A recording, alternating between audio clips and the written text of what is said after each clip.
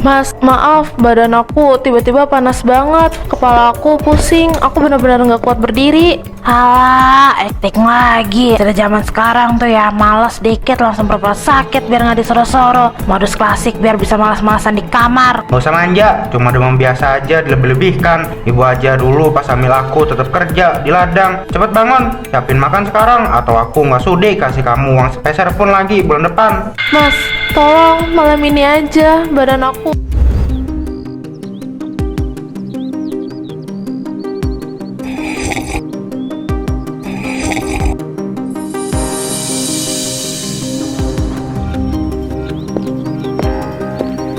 Pagi mau pintar sih. Wah, menantunya rajin banget ya. Jam segini udah selesai nyuci baju. Beruntung banget sih punya menantu kayak Dewa. Beruntung dari mananya Bu Sumi? Itu mah emang udah kewajiban dia sebagai istri. Lagian jemur bajunya juga lelet banget. Dari tadi jemur baju segitu doang gak kelar-kelar. Jadi bukan saya yang beruntung punya menantu kayak dia, tapi dia yang beruntung punya menantu kayak saya. Oh, makanya Dela emang rajin ya orangnya, Bu. Itu kelihatan rajin dari luarnya aja Bu Joko. Padahal Reksa anakku tuh ganteng, mapan, idaman banget pokoknya. Harusnya sih bisa dapat yang lebih, bukan malah kayak Dela yang biasa-biasa aja. Kenapa omongan ibu nyakitin banget ya? Padahal aku udah berusaha jadi menantu yang baik. Tuh, mertuanya emang julidnya gak ketulungan. Kasian si Dela. Dela, jangan lambat kayak siput. Habis jemur langsung nyapu halaman belakang, udah banyak daun keringnya tuh. Iya Bu, nanti Dela sapu selesai jemur baju. Ih, kok kamu bisa sabar sih punya mertua toksik kayak begitu? Kalau aku jadi kamu, kayaknya gak bakal mau deh tinggal sama mertua toksik. Udah yuk kita pergi, gak enak lama-lama di sini.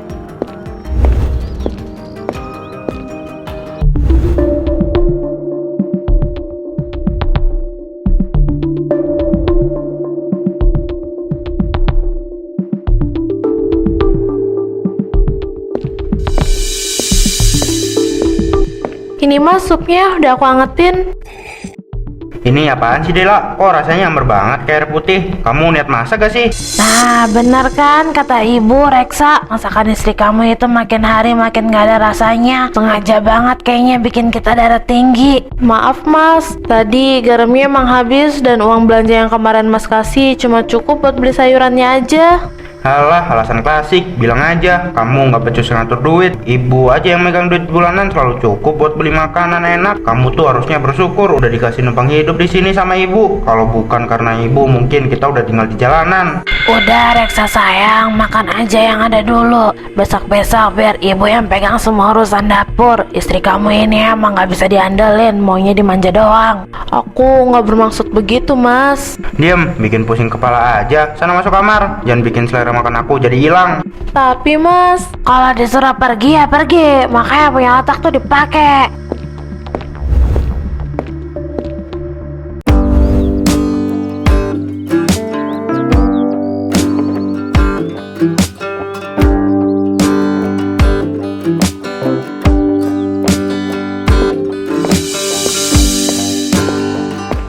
ya Allah, lauk segini harus cukup buat 3 orang. Gimana ceritanya? Sekarang Mas Reksa kalau ngasih uang belanja selalu sedikit. Padahal dia selalu marah kalau aku suguhin makanan seadanya. Capek banget rasanya jadi orang gak punya. Bubur hijau, bubur kacang hijaunya mbak, masih hangat nih, cocok buat sarapan. Nggak dulu bang, soalnya lagi nggak ada uang.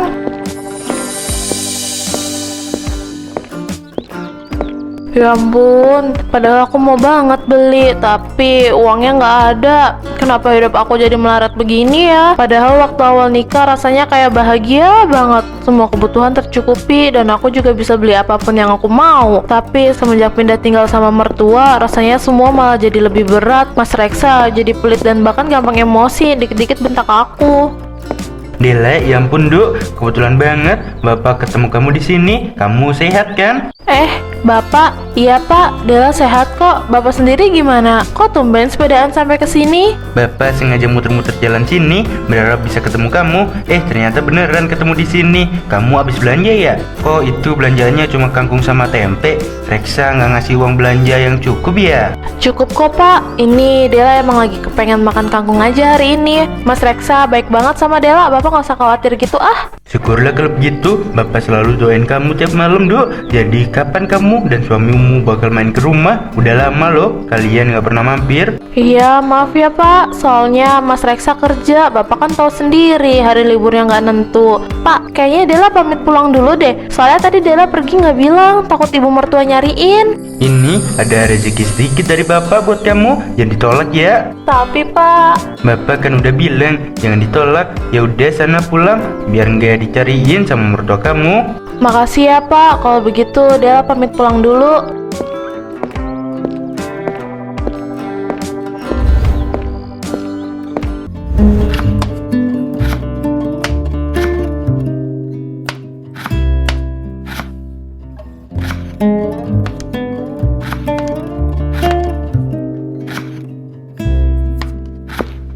Duh, kenapa sih bawang tuh bikin mata perih?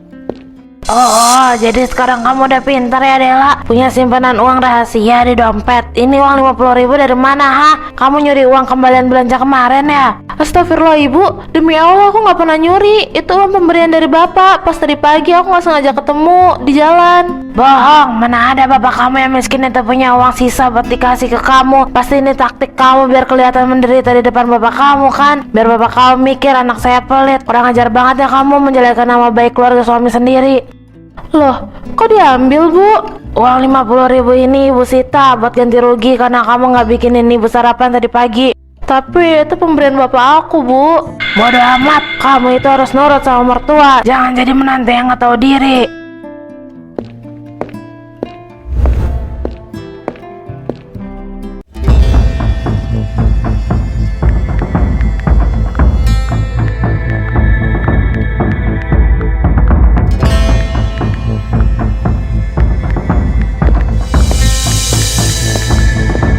Mas Reksa, maaf mengganggu sebentar. Dari tadi siang gas di dapur habis mas. Boleh nggak Dela minta uang sedikit buat beli gas? Berisik banget sih Dela. Nggak lihat aku lagi sibuk main game. Kamu tuh dikit-dikit minta duit, dikit-dikit minta duit. Boros banget jadi istri. Iya nih, padahal baru seminggu yang lalu beli gas. Masak juga cuma ala kadarnya aja. Tapi kok bisa sih pakai gas boros banget? Hemat-hemat dong, kasihan anak saya susah payah nyari duit. Maaf bu, tapi aku juga udah berusaha kok buat hemat. Nih Bu, Reksa baru dapat bonus proyek dari kantor.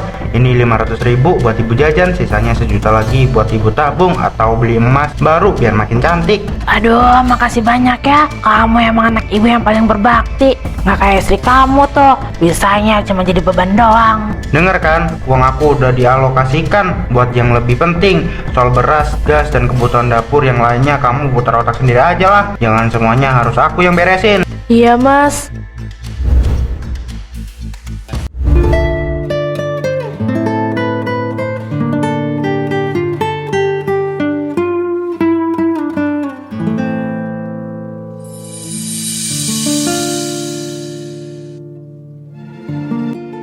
Ya Allah, kenapa rumah tangga yang aku impikan jadi seperti ini? Aku kurang sabar apa lagi menghadapi mereka. Mas Reksa benar-benar berubah semenjak kita tinggal di sini bareng ibu. Aku capek, aku ngerasa hancur dengan pernikahan ini. Ya Allah, aku gak kuat kalau harus ngadepin suami dan mertua yang toksik. Siapa malam-malam begini chat aku? Nak, kamu sehat kan? Gimana keadaanmu di sana? Bapak kepikiran kamu terus dari siang tadi. Kalau ada apa-apa langsung telepon Bapak ya. Bapak, maafin Dela. Dela nggak bisa bales. Batin Dela hancur banget malam ini, Pak. Dela nggak mau bikin Bapak kepikiran. Maafin Dela ya, Pak. Dela cuma nggak mau bohongin Bapak. Aduh, gara-gara nangis kepala aku jadi tiba-tiba pusing.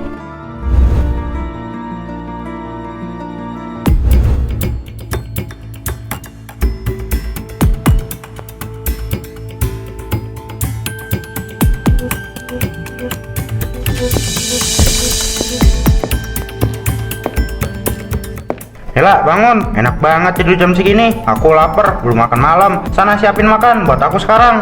Mas, maaf, badan aku tiba-tiba panas banget. Kepala aku pusing, aku benar-benar nggak kuat berdiri. Halah, acting lagi. Sudah zaman sekarang tuh ya, malas dikit langsung pura-pura sakit biar nggak disuruh-suruh. Modus klasik biar bisa malas-malasan di kamar. Gak usah manja, cuma demam biasa aja dilebih-lebihkan. Ibu aja dulu pas hamil aku tetap kerja di ladang. Cepet bangun, siapin makan sekarang atau aku nggak sudi kasih kamu uang sepeser pun lagi bulan depan. Mas, tolong malam ini aja, badan aku beneran menggigil. Bangun dari kasur sekarang. Ya sudahlah nak, biar ibu aja yang siapin makanan buat kamu kalau Dela nggak mau.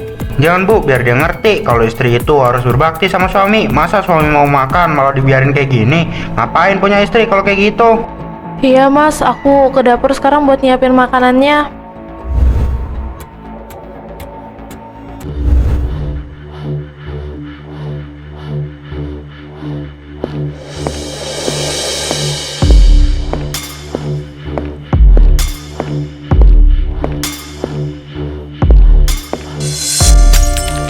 Ya, pecah. Gimana ini? Apa-apaan ini? Kamu sengaja ya mau nyari masalah sama aku? Maaf mas, maaf. Kepala aku benar-benar pusing. Jadi aku nggak sengaja ngejatuhin piringnya.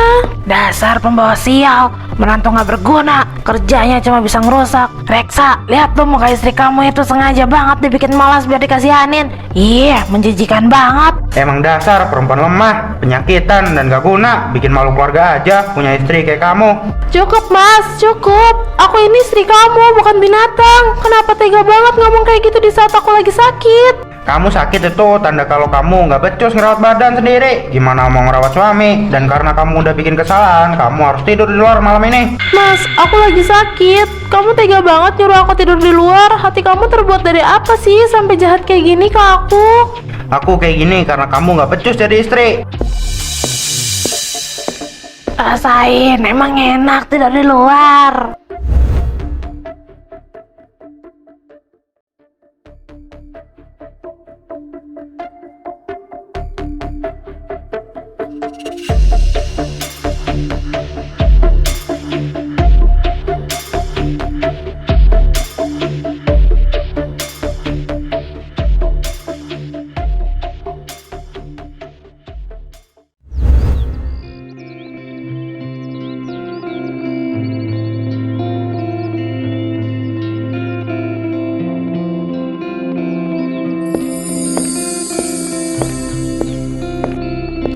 Dela, ya Allah Nduk, kamu kenapa? Kok pucat banget? Kamu sakit ya? Astagfirullah, badan kamu panas banget.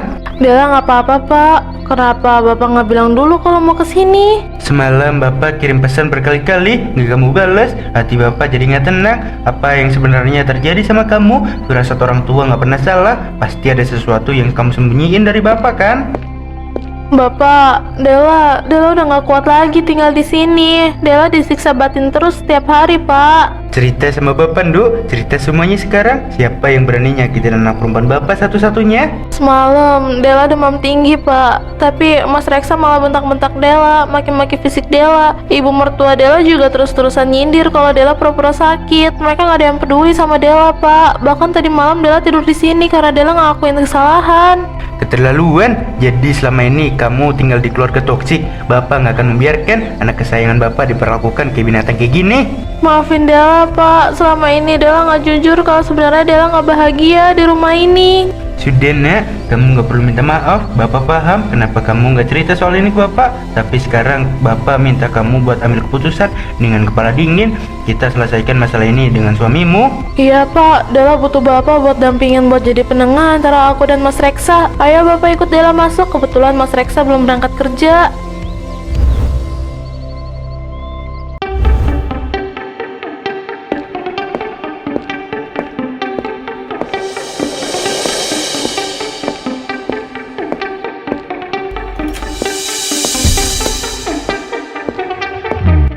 Wah, ada mertua datang pagi-pagi. Ada apa nih? Gak usah sok polos kamu, Reksa. Saya serahkan anak saya baik-baik ke kamu untuk dihargai dan disayang, bukan untuk disiksa mentalnya dan dimaki-maki ke binatang.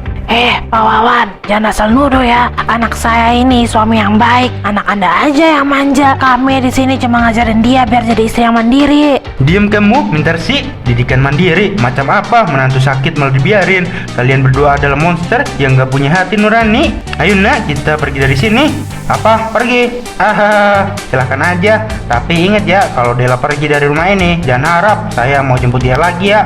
Dia bakal jadi janda melarat. Saya nggak akan pernah membiarkan putri saya kembali ke neraka ini. Saya jamin hidup kamu yang bakal melarat. Ayo kita langsung pulang aja Dela.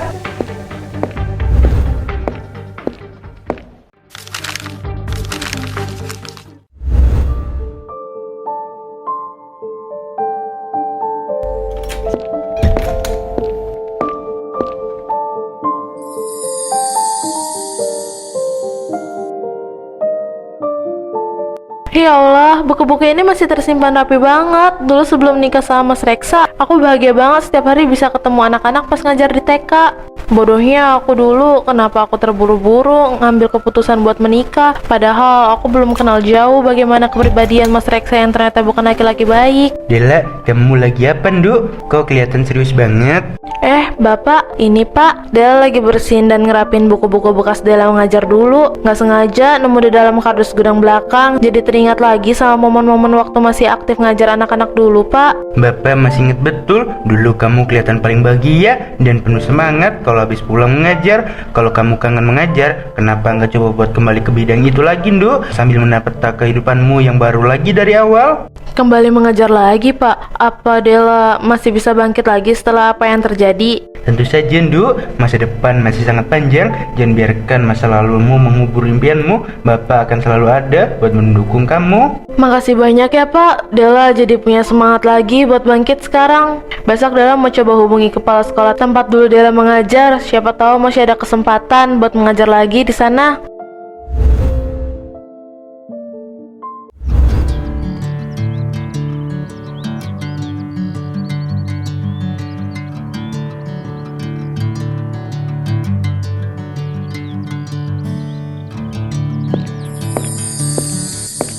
Sore Pak Wawan, sore Dela. Wah, makin ramai aja ya taman bacaannya. Sore Bu Tari, alhamdulillah Bu, anak-anak desa jadi punya tempat positif buat belajar bareng di sini. Ambisi kamu emang gak pernah berubah ya dari dulu? Sayangnya kamu malah dipertemukan sama suami dan mertua toksik. Gak nyangka kamu bakal diperlakukan kayak gitu, tega banget. Masa lalu udah resmi tutup rapat, Bu. Yang terpenting sekarang adalah masa depan Dela yang penuh berkah dan bermanfaat bagi orang banyak. Kebahagiaan anak saya jauh lebih berharga dari apapun. Terima kasih ya Pak, Dela bahagia banget sekarang.